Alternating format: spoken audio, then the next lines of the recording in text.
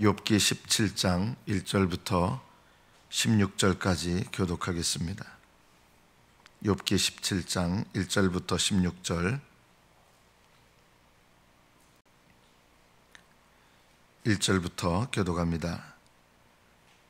나의 기운이 쇠하였으며 나의 날이 다하였고 무덤이 나를 위하여 준비되었구나.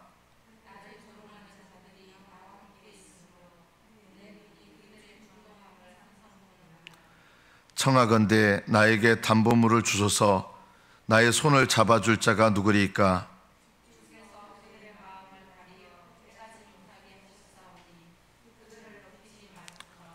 보상을 얻으려고 친구를 비난하는 자는 그의 자손들의 눈이 멀게 되리라.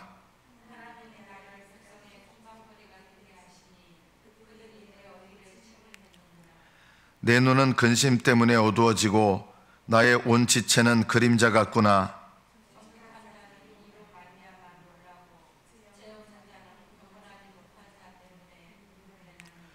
그러므로 의인은 그 길을 꾸준히 가고 손이 깨끗한 자는 점점 힘을 얻느니라.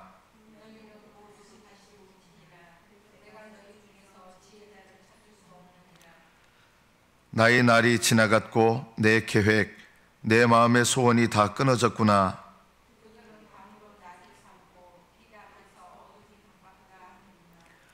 내가 스올이 내 집이 되기를 희망하며 내 침상을 흑암에 펴놓으며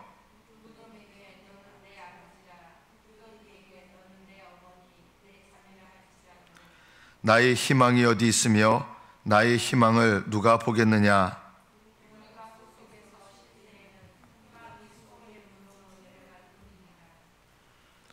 여기까지 받들어 읽겠습니다.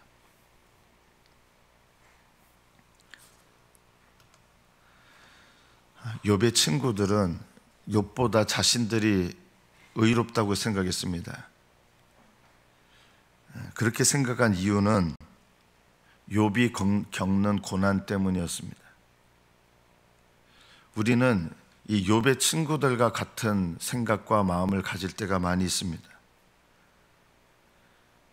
누군가 어떤 고난을 겪고 힘든 일을 겪는다 그러면 우리는 나는 그런 고난을 겪지 않고 있기 때문에 그 사람은 나보다 더 잘못된 상태고 내가 그 사람보다 올바른 상태다, 이렇게 생각하기를 좋아하는 마음이 있습니다. 이런 것도 우리가 자기의 하는데, 자기의가 뭐냐면 내가 올바르다고 생각하는 거거든요. 내가 올바르다. 다른 사람은 이런 고난, 저런 고난을 겪기 때문에 그 사람은 잘못되었고 나는 그런 고난을 겪고 있지 않기 때문에 나는 그 사람에 비해서 올바르다. 이것이 자기의를 가지고 있는 우리 본성의 첫 번째 특징입니다. 우리는 남들보다 내가 올바르다는 것을 나타내고 싶어 합니다. 이 욥을 찾아와서 친구들이 왜 욥을 이렇게 계속 공격할까요? 이것이 우리 모습입니다. 사실은요, 욥을 계속 공격하면서 사실은 욥을 권면하는 것 같지만 욥 네가 잘못됐어, 욥을 책망하면서 우리가 너보다 올바르다라고 하는 것을 입증하고 싶어 하는 거예요.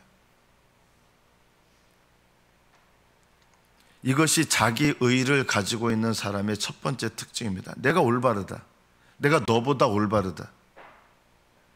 여러분, 이런 생각을 또는 이런 말을 자주 하지 않습니까? 내 말이 맞지? 이런 말 하잖아요. 내 말이 맞지? 봐 내 말이 맞지? 이게 뭐냐면 우리는 내가 올바르다는 것을 다른 사람한테 입증하고 나타내고 싶어하는 본성이 있어요. 두 번째, 자기의를 가지고 있는 사람들의 특징이 뭐냐면 내가 다른 사람들보다 더 올바른 지혜와 분별력을 갖고 있다는 것을 나타내고 싶어 합니다.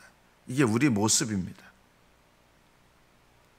내가 남들보다 더 어떤 상황에 대해서 분별력이 뛰어나고 올바르게 상황을 판단하고 나는 예를 들면 어떤 사람들보다 내가 이 상황에 대해서 내가 더 잘 분별해. 이 상황에 대해서 내가 더 올바르게 반응할 줄 알아. 이런 마음을 우리는 갖습니다. 이것도 사실은 어디서 나오냐면 자기의, 나는 다른 사람보다 내가 분별력이 뛰어나고 상황 판단력이 뛰어나고 올바르게 대처한다. 하나님께서 우리에게 원하시는 것은 내가 다른 사람들보다 더 분별력이 뛰어나다, 이런 마음을 갖기를 원하시는 게 아니라 이 상황에서 하나님께서 내게 뭘 원하시는가, 나에게 어떤 길로 인도하시는가, 이게 더 중요하거든요. 근데 우리는 내가 누군가와 비교를 해서 내가 더 뛰어나고 내가 더 분별력 있고 내 판단력이 올바르고 이런 것을 나타내서 봐, 내가 맞잖아, 이렇게 증명하고 싶어요. 이 증명하고 싶어하는 마음이 어디서 나오느냐? 이것도 우리 속에 자기의에서 나오는 것입니다. 우리가 자기의가 있기 때문에 우리가 잘하는 게 있어요. 안 가르쳐줘도 잘하는 거. 남을 비난하는 건요, 본능적인 것입니다. 안 가르쳐줘도 잘합니다. 우리는 누군가를 비난하면서 그 사람의 허물과 잘못과 그 사람의 어떠함을 들춰내서 상대적으로 나를 올바르게 만들려고 하는 본성이 있습니다. 그 사람보다 내가 더 뛰어나다, 이런 것도 있지만 그 사람을 잘못된 사람으로 만들어서 내가 상대적으로 더 올바르다는 것을 나타내고 싶어 하는 거예요. 그래서 우리는 본성적으로 제일 잘하는 게 비난하는 겁니다. 예수님께서 십자가에 달리셨을 때 마태복음 26장 67절에 보면 이에 예수의 얼굴에 침뱉으며 주먹으로 치고 손바닥으로 예수님을 때렸습니다. 예수님께 침을 뱉었습니다. 혹시 여러분은 다른 사람에게 혹시 침 뱉으신 적 있습니까? 아무리 다른 사람이 악하다 하더라도 믿는 사람들은요, 다른 사람한테 이렇게 모욕하는 침을 뱉는 거, 이거는 하면 안 됩니다. 제가 어느 정치인 하시는 분 보니까 예전에 저도 그 대통령, 이전 대통령님 별로 안 좋아하거든요. 돌아가신 분인데 거기다 이제 뭐 비석 같은 거 해놓고 이제 발로 밟는 거예요. 어떻게 보면 죽은 사람을 모욕하는 거죠. 믿는 사람들은 그렇게 하면 안 되는 거예요. 그거는요, 죽은 사람은 죽은 사람으로 끝나는 거예요.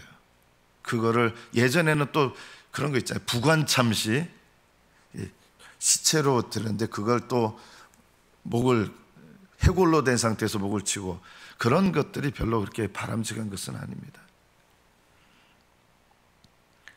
우리는 다른 사람들을 쉽게 비난합니다. 왜냐하면 우리는 자기의, 이 죄성의 가장 본질이 뭐냐면 자기의거든요. 자기의가 뭐냐면 나는 옳다는 것을, 남들보다 내가 옳고 남들보다 내가 지혜롭고 남들보다 내가 분별력이 뛰어나고, 또는 반대로 남들을 미련한 자로 만들고 비난할 만한 자로 만들어서 상대적으로 나를 옳게 만들려고 하는 본성, 이게 자기의입니다. 그래서 우리는 누군가를 비난하고 싶어 하는데, 이 욥의 친구들이 왜 욥을 둘러싸서 계속 욥을 이렇게 얘기하냐면 자기들을 관철시키고 싶은 거예요. 너는 틀렸고 우리는 옳아. 지금 욥에게 하나님이 원하시는 건 뭐였을까요? 하나님, 우리가 욥에게 어떻게 해야 됩니까? 만약 이런다면 너희들은 욥을 불쌍히 여기는 자들이 되라. 아마 하나님 이렇게 하실 거예요. 그런데 이들은 그런 게 아니라 욥을 가운데다 몰아넣고 너는 틀렸고 우리는 옳다 하면서 자기들의 옳음을 계속 증명하고 싶은 거예요. 왜 이렇게 합니까? 욥이 말한 그대로입니다. 5절에 보면 보상을 얻으려고 친구를 비난하는 자는 그의 자손들의 눈이 멀게 되리라. 그들은 보상을 얻으려고 했습니다. 얻을 게 뭐가 있다고 보상을 얻습니까? 욥은 그 당시만 해도 가장 지혜롭다고 여겨지던 사람이었고요, 사람들에게서 가장 존경받는 사람이었고, 이들은요 내면 속에 뭐가 있었느냐, 욥에 대한 열등감이 있었어요. 근데 이 욥이 고난받는 이 틈을 타서 욥에게 찾아오면서 우리가 너보다 옳다라는 것을 이 기회를 통해서 입증하고 싶었던 거예요. 그래서 욥이 너 잘못했다고 해. 욥이 그래 내가 잘못했다 내가 잘못, 이런 대답을 얻어내고 싶었던 거예요. 그래서 이걸 통해서 뭘 얻습니까? 보상을 얻는 거예요. 이렇게 여태까지 존경받아왔던 사람을 무릎 꿇려서 우리가 욥보다 더 뛰어난 사람이다라는 것을 사람들한테 나타내고 싶은 거죠. 이것이 이 친구들의 마음을, 왜 하나님이 이렇게 대화를 기록하게 하셨느냐, 이게 우리 모습이다. 우리는 내가 누구보다 더 옳다라는 것을 끊임없이 입증하고 증명시키고 싶어 합니다. 하나님 원하는 건 뭡니까? 하나님은 하나님 앞에서 나의 부족함과 연약함을 늘 깨닫기를 원하십니다. 그러나 우리는 내가 누군가보다 더 뛰어나고 누군가보다 더 옳고 내가 누군가보다 내가 신앙생활 잘하고 있다, 이런 거를 입증하고 싶어하는 마음이 있습니다. 이런 마음을 하나님 앞에 늘 버려야 됩니다. 욥도 이 친구들의 마음이 올바르지 않은 거예요. 그런데 보상을 얻으려고 친구를 비난하는 자, 이게 욥의 말이 틀린 건 아니지만 욥이 그 다음 말을 보시면 그의 자손들의 눈이 멀게 되리라, 저주를 퍼붓는 거죠. 욥도요. 누군가 나를 비난하면 나는 그 사람을 저주하고 싶어하는 마음이 드는 거죠. 누군가 나를 욕되게 하면, 예수님은 침뱉음을 당하시고 뺨을 맞으시고, 저는 어른이 돼서 20세 이상 넘어가지고 군대에서 있었던 것 제외하고는 뺨은 맞은 적이 있는데 침뱉음 당한 적은 제 평생에 단 한 번도 없었거든요. 그런데 단 한 번도 죄를 범하신 적이 없으신 예수님께서, 가장 의로우신 주님께서 구원받지 못할 사람들에게 침뱉음을 당하셨을 때 어떻게 반응하십니까? 우리는 네가 뭔데 나한테 이렇게 해야 한다. 예수님은 우리의 죄를 담당하시는 어린 양으로서 우리를 대신하여 침뱉음을 당하셨습니다. 예수님께서 침뱉음을 당하실 이유가 없는데 왜 그것을 예수님 견뎌내시느냐? 원래 우리가 침뱉음을 당해야 될 인생들이에요. 우리는 하나님과 사람 앞에서, 하나님의 심판대 앞에 서면 어떻게 됩니까? 의로운 자로 나타날 사람이 단 한 명이라도 있을까요? 이 세상에 하나님의 심판대 앞에서 의인으로 하나님이 심판하실 자, 예수님의 의를 빼면 우리의 행위와 우리의 말과 우리의 생각으로 하나님의 심판대 앞에서 의인이 될 사람이 단 한 명이라도 있을까요? 의인은 없나니 단 한 명도 없다 그랬습니다. 예수님은 우리 죄 때문에 침뱉음을 당한 거예요. 우리 죄 때문에 뺨을 맞으셨어요. 우리 죄 때문에 주먹으로 맞으셨습니다. 예수님은 그 일을 당하셨을 때 어떻게 반응하셨습니까? 수욕을, 그 수치를 견디셨습니다. 욥도 어떻게 보면 올바르지 못한 수치와 저주와 비난을 받는 거예요. 친구들이 욥이 자기 앞에 있는 욥을 막 비난하면서 네가 이런 고난당하는 거 너 죄 때문이야 하면서 욥을 올바르지 못하게 계속 정죄했거든요. 이건 잘못된 거예요. 이 잘못된 정죄를 받으면서 욥의 마음이 이해가 되죠. 그런데 욥도 이렇게 나를 잘못 비난하는 자들은 그의 자손들의 눈이 멀지니라 하면서 저주를 한 거예요. 이것도 우리 모습입니다. 안 되기를 바래요. 망하기를 바래요. 네가 나한테 이렇게 해서 망하기를 바래요. 예수님을 믿는 사람들은요, 누군가 나를 비난할 때 하나님, 저의 이 비참함과 수치를 불쌍히 여겨주세요, 이렇게 기도하셔야지, 하나님 저를 비난하는 저자들 하나님 좀 본때 좀 보여주세요, 이렇게 해서는 안 된다. 저들 망하게 해주세요. 저들의 그 비난이 저들 머리로 다 돌아가게 하셔서 우리는 그렇게 하면 안 됩니다. 만약에 그렇게 한다면 그들의 죄 때문에 그들의 수치와 이런 모든 것이 그들의 머리에 돌아간다 그러면 우리도요, 우리 죄 때문에 벌써 멸망했어야 될 인생들 아닙니까? 십자가의 은혜를 받은 우리들은요, 이런 저주를 해서는 안 되는 겁니다. 이것이 바로 십자가 은혜를 잊어버리는 길입니다. 하나님, 나를 비난하는 저들, 하나님 저들 쳐주셔가지고 저들 정말 하나님 그냥 아주 크게 치셔가지고 좀 깨닫게 달라고, 이런 마음은 주님께서 우리에게 바라시는 마음이 아닙니다. 욥도 이게 잘못이에요. 그래서 욥이 나중에 하나님 앞에 회개한 다음에 어떻게 합니까? 그 자손들은 눈이 멀지어다, 이런 마음이었는데 나중에는 욥이 어떻게 합니까? 그 친구들을 위해서 진심으로 그들을 위하여 번제를 드리고 하나님께 그들의 죄를 용서해 달라고 하나님께 기도합니다. 욥도 배워야 될 마음이 이런 마음입니다. 여러분을 누군가 비난하고 나를 수치스럽게 하고 나를 비참하게 만드는 사람을 향해서 여러분은 어떻게 반응하십니까?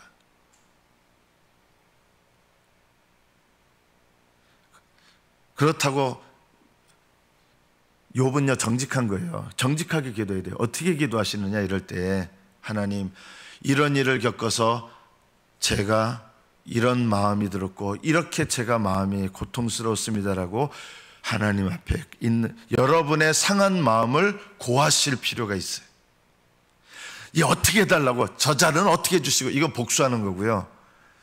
여러분 기도할 때 복수하시면 안 돼요. 기도할 때 하나님, 제 마음이 이렇게 상함을 입었습니다. 제 마음이 이렇게 고통스러웠습니다. 여러분의 마음의 상태에 아픔과 고통과 수치됨을 주님 앞에 아뢰실 필요는 있습니다. 이게 솔직한 기도예요.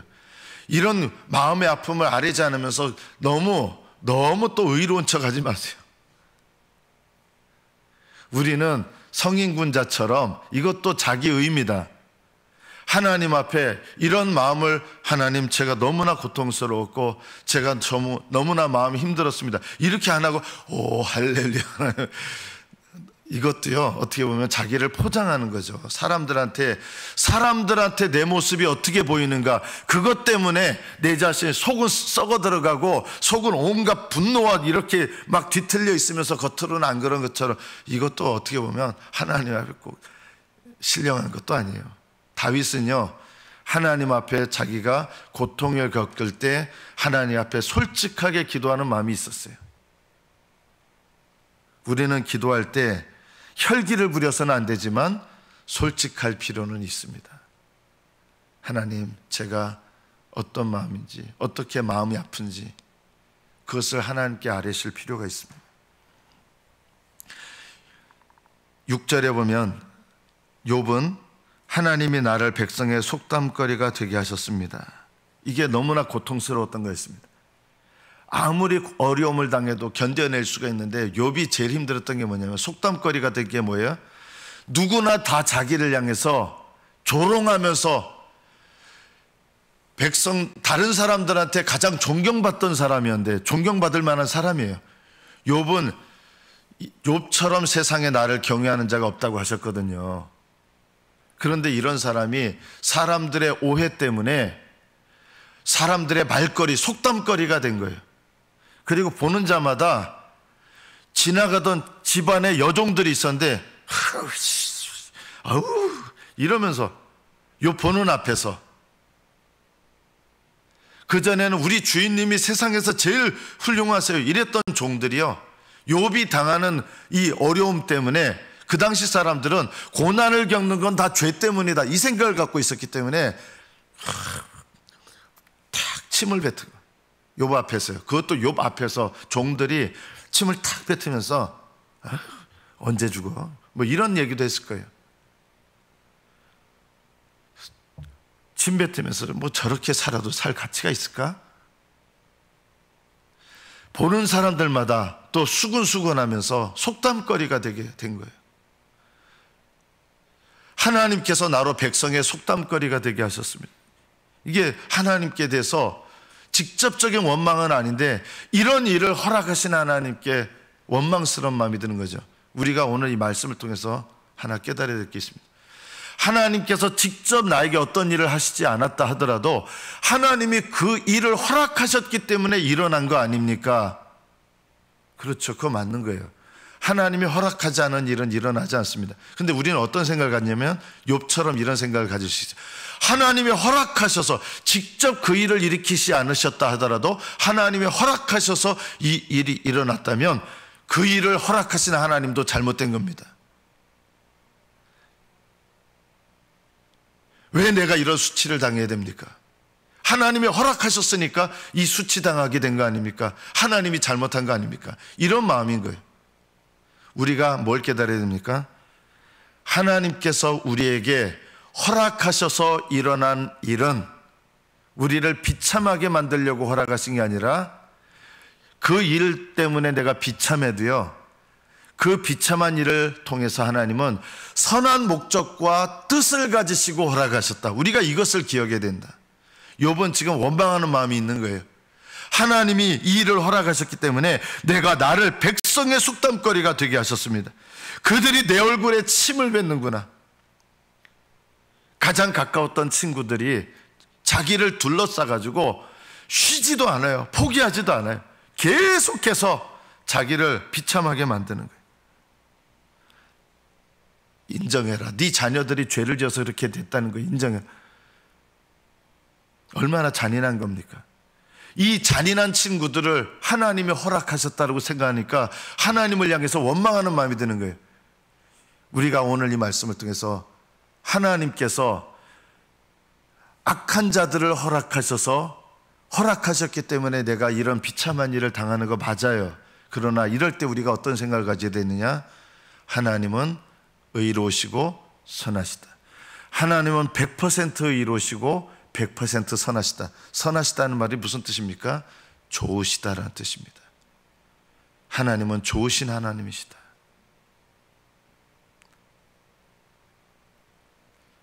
여러분, 물질로 쪼들려 보세요. 물질로 비참해 본 적 있으십니까? 비참할 정도로 물질에 쪼들려 보는 거. 그러면 어떤 마음이 듭니까? 우리 마음속에 하나님 왜 나를 이렇게 비참하게 만드세요? 사도 바울은 내가 부한 데 처할 줄도 알고 비천한 데 처할 줄도 알고 어떤 상황에 있어도 하나님 앞에 믿음으로 살고 감사할 줄 아는 일체의 비결을 배웠노라. 교만하지도 않고 비참하다고 원망하지도 않고 모든 상황 속에서 하나님 허락하신 모든 상황 속에서 믿음으로 사는 일체의 비결을 나는 배웠습니다. 나는 어떤 상황에서도 하나님을 향한 믿음의 길을 걸어갑니다. 욥의 고백대로입니다. 9절에 보면 그러므로 의인은 믿음의 사람이죠. 의인은 그 길을 꾸준히 가고 이거는 진리예요. 하나님께서 어떤 상황을 우리에게 허락하셔든 때로는 여러분을 영화롭게 하는 상황도 있을지 모르지만 이 땅에서 정말 내가 하지 않은 일 때문에 비참하게 되는 일들도 일어납니다. 그것에 대해서 분노하지 마십시오. 여러분이 남들에게 속담거리가 될 때가 있습니다. 억울하게. 전혀 내가 하지 않은 일로 다 죄인시하는 거예요. 침뱉음을 당하는 거예요. 내 앞에서. 예수님은요, 단 한 번도 죄를 범하신 분이 없으신데도 침뱉음과 주먹질과 뺨맞음을 당하셨습니다. 그리고 머리 흔들림을 당하고 손가락질 당하고. 예수님은 이때 어떻게 하셨습니까? 우리를 위하여 기꺼이 짐지시고 수치를 참으셨습니다. 그리고 자기를 못 박는 자들을 향하여 이 죄를 저들에게 돌리지 마옵소서. 그들은 자기들이 무슨 일을 하는지 알지 못하기 때문입니다.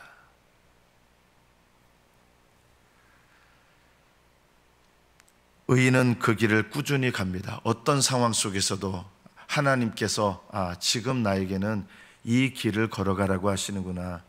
지금 나는 수치의 때를 참아내야 되고, 이게 내 죄 때문에 오는 수치라 그러면 회개해야 되고, 이거는 견뎌내라고 하는 수치라면 견뎌내야 되는 것입니다.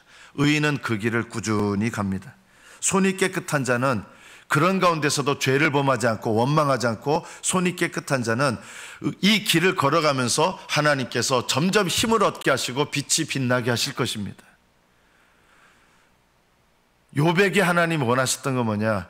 하나님, 이 인간들 자손이 잘못되게 하시고 이 죄를 저들의 머리에 다 돌아가게 하시고, 그런 마음이 들겠죠. 그러나 하나님이 욥에게 원하시는 건 무엇이었을까요?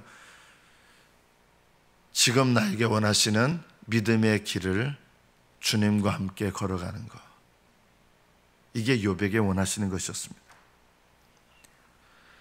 욥은 소망이 없었습니다. 나의 날이 지나갔고 내 모든 날 끝났습니다. 내 계획 내 계획이 다 땅에 떨어졌습니다. 내 마음의 소원이 다 끊어졌습니다. 이게 아무 소망함이 없는 인생이에요. 나는 희망이 없는 인생입니다. 그러나 여기서 끝났을까요? 아니에요. 하나님은 나는 끝났구나 생각했는데, 하나님은 끝났다고 생각하고 내 인생은 여기서 끝입니다, 더 이상 소망이 없습니다 했는데, 하나님은 욥의 인생을 다시 새롭게 하시고 산 소망을 주시고 욥을 인도하시고, 하나님께서 나를 사랑하셔서 내 길을 인도하신다면 때로는 내 계획과 소망이 무너지는 것 같아도 그것이 끝이 아닙니다. 하나님은 창세전부터 여러분을 사랑하셨다면 영원히 여러분을 사랑하실 것입니다. 하나님은 여러분의 삶을 매 순간순간마다 인도해 오셨다면 생애 끝까지 또한 인도하실 것이고 영원히 인도하실 것입니다. 지금 여러분이 누군가 나에게 침을 뱉고 내 모든 계획, 내 모든 것들 다 잃어버리고 다 끝장난 것 같은 인생이라도, 하나님은 끝장난 것 같은 인생을 끝내지 않으시고 끝장난 것 같은 인생을 통해서 오히려 하나님의 은혜 가운데 하나님께서 나에게 인도하시는 믿음의 삶으로 역사하시고 인도하십니다. 말씀을 맺습니다. 하나님은 욥을 통해서 우리에게 말씀하시는 거예요.